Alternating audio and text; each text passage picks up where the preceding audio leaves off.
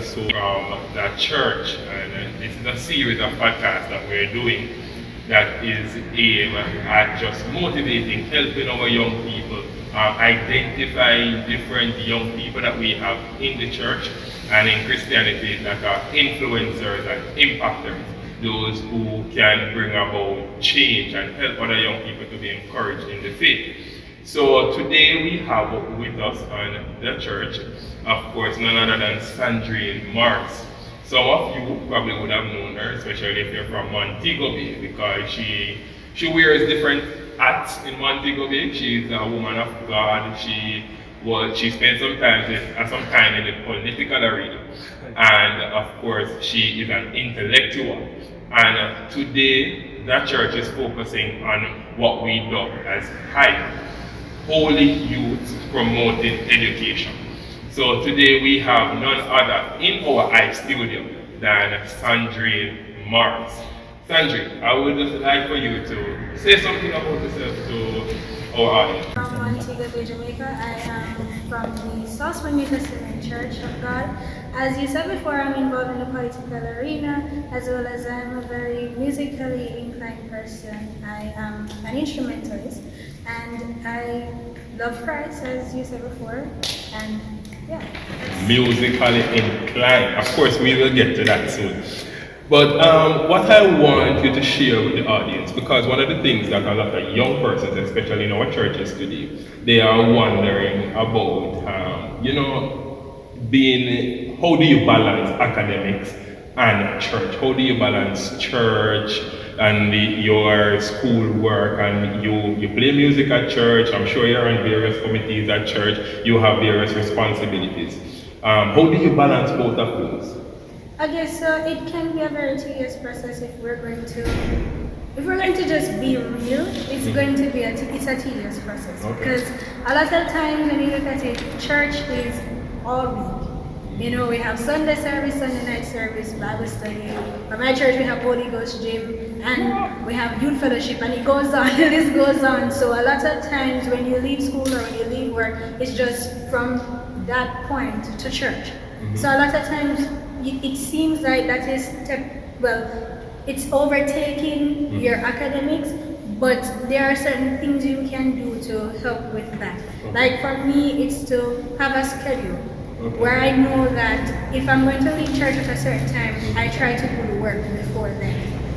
Or for me, in the mornings, I try to set a time when I pray, and I try not to go beyond that time, because I know if I go beyond that time that I set, I am going to get thrown up. So I say, okay, 6 o'clock is for prayer. I know I have to wait by 6, and I know I have to pray, so that I don't limit God time, neither do I limit the time that I study or the time that I get ready for school. And similarly, in the nights, you know the time that you're going to read your Bible, you know the time that you're going to pray, you know the time that you're going to study. So you have to build a schedule around church itself.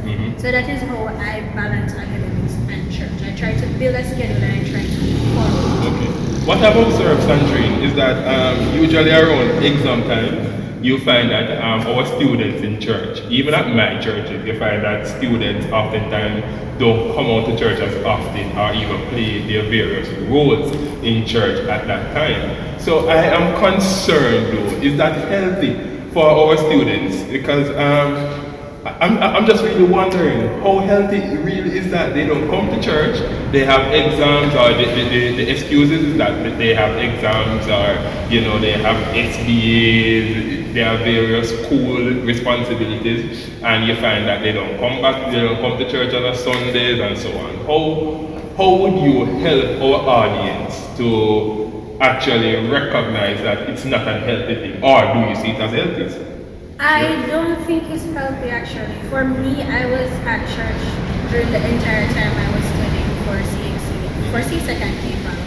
And there are lots of young persons who are not really disciplined enough, where if we're staying home for 3 months, April to June, we get distracted because we're not hearing the word. Some of our young people, they're Christians, but their family isn't, so they're not really in that environment that is safe for them. So the praying, singing songs that, set the soul at ease, they're not having that at home. So I don't think it is healthy. And as I said before, regarding the first question, I think setting a schedule where I know that Sunday I must go to church. If it's even to miss the night service, but at least I can go in the morning service for churches that have 2 services. I can go to the early service and take the rest of the day off to study. But I don't think it's healthy for you to stay away from church for 3 months, especially if spiritually you're not disciplined enough. So it's all about being disciplined and making the necessary time for what you consider a priority. So you ensure that, guess what? I go to church and I do my schoolwork. And you can balance both. That's what you're saying? Yes. Okay, praise God for that. Now, you recognize, viewers, that what she's saying is that you can balance both your academics and your spirituality. Because oftentimes our young people don't think that both can go together. So we have an example here, and like we said, that she is an intellectual, she's a woman of God, and she's doing well. And before in the introduction you heard me spoke about Sandrine operating, or she has been or had been a part of the political arena. Sandrine was the junior mayor of Montego Bay, and I'm going to ask her now to just share a little bit about your experience in that capacity as the junior mayor. How was it for you? How was that experience, and how has it affected? Well, if it affected your spirituality in any way, how? It was a great experience actually, because I mean, I was doing what I love. My roles were mainly to assist young people who are living in Montego Bay, because I had about 17 counselors working with. They were all high schoolers, and so it was interesting because you got to plan things specifically for youth. We had youth forums, we went into several of the schools, and the main thing that you go into any of the schools with is devotion actually. You have to spread the message of Christ to the students. So getting to spread I got to spread the word through this arena, as well as it was just interesting planning things for youth, giving them care packages and just ensuring that youths are involved in the affairs of the city, which was interesting. So as you got to meet some very interesting public figures, for example the Prime Minister and the ministers, so it was an interesting process actually. But of course, how did that do? How did that play a part in your spirituality as a Christian? Well, you had to maintain a certain, because it's how do you balance being a public figure with all the influences that are negative out there. I mean, I had a lot of persons working with who weren't really Christians themselves, and they were interested in stuff that are different from me. I'm spending a lot of time with these persons, and there are persons, I've met persons who had conflicted views. I remember meeting persons who don't even know if there was a God, and so it was conflicting for you, because I mean they are very, just as I am intellectual, they are very intellectual, and when they explain it, I mean if you aren't able to stand your ground, you will be led astray believing that these people have a point. But just being in my church, generally being active, speaking with my pastor and so forth, I was able to stand my ground, especially through the youth ministry of my church.